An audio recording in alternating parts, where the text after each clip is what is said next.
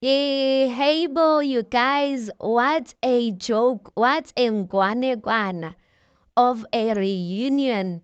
Hey, Bo, guys, there's so much I want to say. There's so much I want to say, you guys, but I don't even know where to start. But this video, I want to start with Ukhanya no Nkateko.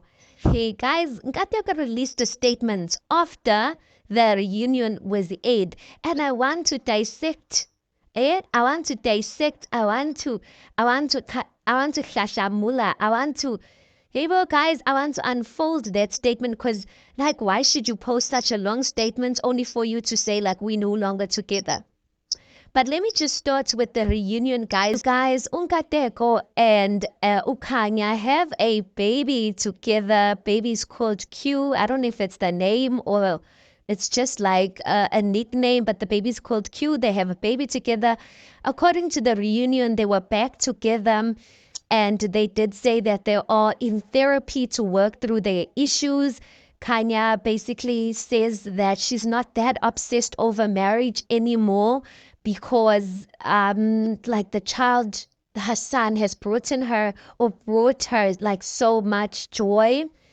But you guys, like from Ruth and Isaac, they are not pleased. From Aiden and his girlfriend or fiance, they are not pleased. Ulungile doesn't look pleased. You guys know Sizagele always smiles all the time. No one looks happy. And I guess everyone was just feeling sorry for him. And even on the X streets, people are just like, the thing that we are said about is that you have an eternal, a forever connection to that lady. And I think that's the sad part. It's not the part of the baby, because babies are blessings, but the fact that Unkateko will forever be linked to this woman, Ukanya, for the rest of his life. Now, let me quickly summarize the reunion, which really we got nothing out of it, you guys. Like, I feel like like nothing out of it. And like, it annoyed me so much, like the way that reunion was like so underwhelming. Like, I don't know whether I want to blame the host because at the, like, I feel like the host didn't ask the right questions. It's the time, like 40 something or 50 something minutes for a reunion, you guys, with one pod. There's so many things. Kanye was not held responsible. I guess I'll break it down, but let me just quickly summarize Kanye's part because what I really want us to get into is Ungatekwa's statement. Ungatekwa says they bahlukene, but I want to speak about like the legal part of them breaking up. So anyway, in the reunion, I kept looking at Ukanya. Ukanya had this very funny smirk on her face. That smirk that she always has on on her face. Like guys, to everything Kanya said, she does not seem apologetic about anything she said, and quite frankly, I was frustrated at the fact that the host did not ask the burning questions that she knows very well that we wanted to get out of Ukanya. Because I did notice that Salamina, she was active. Salamina is the host. She was active on Instagram. She was active on Twitter, like responding to people's comments. So she knows very well the questions that we wanted to know. So I don't know if maybe it's scripted in a sense that they tell her like what type of questions she's meant to ask or supposed to ask. I don't know, but I'm just like, guys, like like the way this is so underwhelming, like it's just like it's irritating. So basically, Kanya just said when it even came to her and Usizagele, remember Sizagele, Ukanya basically was body shaming Usizagele. When it came to when Salamino asked Ukanya, do you have anything to say to Usizagele? She just said, I know the body shaming was not fine, and for that I want to say, or I want to issue out an apology. I'm like, that's not an apology. No, ma'am. I'm not taking that as an apology. She should have looked Usizagele in the face and said, Sizagele, I am sorry for body shaming you. I am sorry for the way I spoke to you. I am sorry because even when she started that supposedly apology, she said like Usizagele shouldn't have came to my patio uninvited. I'm like, ma'am, like, so when a person says, it's like, for me, it sounded like she was issuing out an apology for the camera. Because for you to say, no, I'm issuing out an apology for the body shaming. No, there's the person sitting in front of you. Like, why aren't you looking at them, directing your apology to them and saying to them, listen, I am sorry for saying this to you? Because the person was there. It's a different thing when the person's not there. Then you can look into the camera and issue out an apology. But the person is literally sitting a couch away, and you're not. So you like, who's the apology directed to if you're not looking at the person and you're not directly speaking to the person? So that was not an apology for me. Salamina went on to ask that Sizagala accept the apology, and Sizagala was like, of course, yes, I accept the apology, but knowing Caesar, but I think it's good, like there's no use like dwelling on like not forgiving a person. I mean, you don't even know this person, you hardly know the person, so I guess that it's good for her to move on from that. But besides that, Ukanya did not even apologize for like the experience she gave to some of the other members, like Isaac. She didn't apologize for that. Instead, Ungadeko, our brother's the one who apologized. Tell me what madness is that? He's the one who apologized. He said that he's sorry for putting Ukanya in an uncomfortable position because he feels like he didn't adhere to boundaries, and like the way he was so immersed in the experience with Usizagela. That's what made Ukanya act the way Ukanya acts. And then he goes on to say that he has never seen Ukanya act like that in his life. I'm like, lies, lies, lies, lies. He's lying. And he knows very well he's lying. He's never seen Kanye like that. Like, Abel. And then he goes on to speak about his mother, that his mother, the reason why his mother kind of had a faulty sort of comment or faulty view of Kanye was the things that he told his mother. So he feels like his mother was only commenting on like a one-sided type of thing, where he told his mother stuff about what Kanye does to him, but not what he does to Kanye. Then he goes on to say Kanye is a wonderful person, like don't like she was under pressure, no one is perfect. Hey, and don't. And then Kanye goes on to say, like, it's so good to actually hear that. It's actually good to actually hear him hear those things, because I put so much into this relationship, and to be acknowledged for that, like, is a nice thing. And then they moved on from it, you guys. Njeganjalo. Kanye was not held accountable for nothing, you guys. Nothing. Like, that was it. And then she was off the hook. But anyway, asikho lapho. I want to talk about, get the statement. And you can pause, read. I'm not so sure if you guys will be able to read because I screenshotted this from Ungadeko's Instagram. But like, let's dissect this because this is really where the meat is at. Okay, so he starts off by saying, dear everyone, I'm finally able to share with you an update on what's been really happening between Kanye and I shortly after shooting the reunion. Thanks to the confidentiality agreements that required me to wait until the release of the reunion, meaning that he couldn't say anything up until today. Okay, because the reunion was released today. After shooting the Ultimatum in March 2023, that was last year, we discovered Kanye was pregnant, even though we had already decided to separate around April of 2023.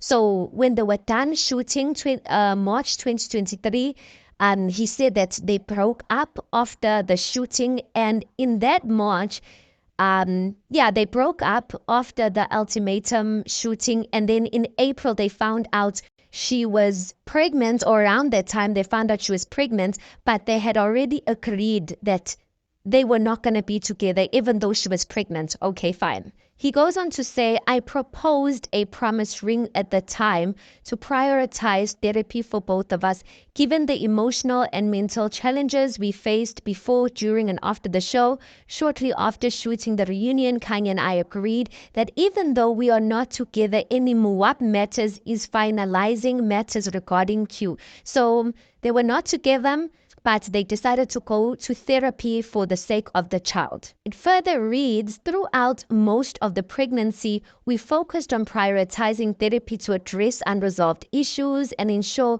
we were emotionally prepared for Q's arrival. We were adamant about not reuniting solely for the sake of our child, understanding the importance of healing as individuals. So he's basically debunking even like maybe the thought that they got back together because of the child. So they did not get back together into a relationship because of the child. At this point, they were working through their issues just so that when Q, the baby, arrives, the child arrives like into an environment where they are both healed. Watching the series a day before the shooting of the reunion more than a month ago made us realize even more that there were deeper issues we needed to address within ourselves. We recognized that we also may have fueled a trauma bond fluctuating between lovers, friendship and enmity, often feeling more like ourselves when apart. He goes on to further say, despite the portrayal of Kanya on the Ultimatum, I want to acknowledge Kanya's support and her qualities as a mother since the birth of Q, blah, blah, blah, blah. There's more to her than what was shown, and I hope you will get to see her in a different light in the future. The problem with Ungateko, like when I read the comments even on Instagram, you guys, of why like he like still feels like he needs to praise her in some sense. Like he must do that like offline, and I don't know why Ungateko like does the things he does. But he basically says that he's a Christian, and according to his faith, he doesn't believe in like not giving people like a second chance. I'm like, sir, you can give a person a second chance while you are far from them. You can pray for someone, still love a person, but still be far from them. I don't understand why Ungateko continuously puts himself like in such a toxic type of situation. But he's basically saying that he feels like they were both toxic to one another, even though the public is portraying that Ukanya was more toxic to him. But he's saying, listen, we both have our wrongs, and yeah, so he's basically trying to cover his baby mama, which I respect, because at the end of the day, now that's the mother of his kids. Now he has to defend that woman for the rest of his life. Just imagine that. Just imagine putting yourself, my guy, I feel sorry for you. Let's get to the last part, because that's really the interesting part. He says, following a recent altercation, legal measures were necessary to facilitate potential co-parenting. We're relying on faith, therapy, and personal growth to overcome what we've been through. Now, everyone's been asking, what are the altercations that happened between them? Because basically, Ngadeko was saying that me and this person are no longer together. He goes on to say that he will never put himself in a position, that's in a comment that he left for one of his followers. He will never put himself in a situation where he chooses another person over himself. He's going to respect himself and focus on choosing and loving himself much more. So he does acknowledge that in the situation at many times he's the one who had to like kind of be the bigger person, be the mature person, fix stuff and all of those things. But the question is, what are those recent altercations that made them take the step of actually even involving legal teams? I'm now even questioning myself. Did this girl not lay her hands on Ungateko? I am thinking it might be that, or either, because I saw another comment where someone was saying something about Q, about the baby, that let's hope you'll be able to see the baby or something like that. And then he was like, no, there are legal routes that are facilitating that. So I'm then thinking, this girl, because she does seem like that type, this girl must have been when they would have altercations or something like that, or maybe when she moved out or when he moved out or something like that, she was withholding him from seeing the child or threatening him from actually being able to see the child or access to actually see the child. And that's why there's legal teams that are involved facilitating co-parenting. Because why would for me in my head, legal teams facilitate co-parenting when when the parents cannot come into agreement regarding co-parenting. Either the one parent is being selfish on the timing of like how many times like they are allowed to see the child or when they can see the child, or just basically being selfish in like putting unnecessary measures in order for the child or in order for them to see the child, something of that effect. But clearly, guys, like I want to be part of my child's life and I'm gonna take legal matters because that is not gonna happen on my timeline. I'm like, yo, guys, hayi bo, kunini simkhuza. But I guess by the time we got to watch Simkhuza, maybe they'd already broken up. But guys, now I said on one of my commentaries, I don't see this lady Ukanya changing. And it's just such a sad situation that there's a child involved, because that child is definitely going to be made to choose sides between the father and the mother. Because if it must go to an extent where now like there must be legal ways of facilitating co-parenting, like why can't you guys just parent like grown adults? And I know when it comes to that, it can't be Ungadeko, because we've seen how Ungadeko deals with matters. He's always apologetic. But the problem here is, well, the problem is both of them, but the one who's more of a problem is Ukanya. So I don't know if the girl laid hands on him, but if she did, I don't think he'd mention it. I don't think he'd mention it in terms of co-parenting. So I truly do think it's a matter of the girl is just making it impossible for the guy to freely parent or co-parent or be part of his child's life. Hey, if you are a guy listening to this, hey, guys, like imagine having a baby mama like that. That woman, hey, guys, ala niben safety la ngaphandle. Be safety out here, guys. Don't be fooled by our beauty. Don't be fooled by how good we're looking and the bodies we have. Please think of your future kids, of the mother your children would have to have. Like that is very important. Don't think just for beauty. Guys, how far is beauty gonna take you? Yeah. Hi, Ken. Let me leave it off here, guys, because there's so much I want to say regarding this reunion. But let me leave it off here for Ungateko. But Ungateko does say that he is on the market, you guys, that he is single. So if you are a single lady and maybe you see a potential, I girl, shoot your shot, try your luck. Anyway, guys, please do make sure that you like the video. Please do subscribe. It is absolutely for free of charge, and I'll see you on the next one.